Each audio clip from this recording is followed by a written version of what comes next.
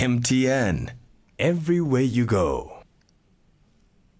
« 40%, c'est le chiffre de perte en productivité occasionné par le déficit d'infrastructures sur le continent africain, un continent qui s'est pourtant positionné comme deuxième zone de croissance mondiale ces 10 dernières années. Alors ici, au Congo-Brazzaville, on se saisit de cette problématique en mobilisant acteurs financiers et acteurs africains.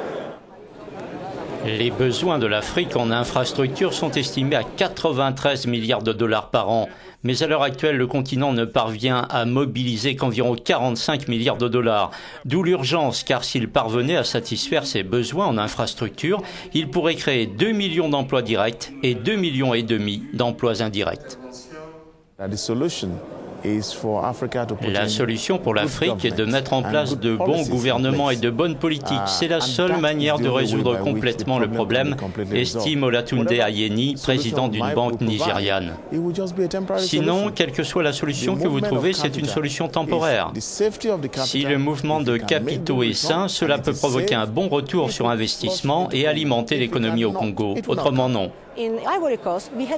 En Côte d'Ivoire, nous avons 2 projets, explique Tass Anvaripour, directrice du développement commercial de la Banque africaine de développement. Pendant le conflit, le pays a continué à payer ses dettes à notre banque.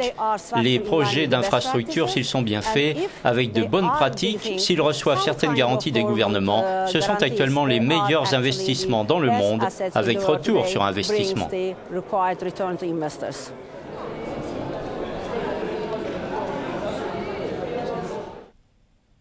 MTN, every way you go.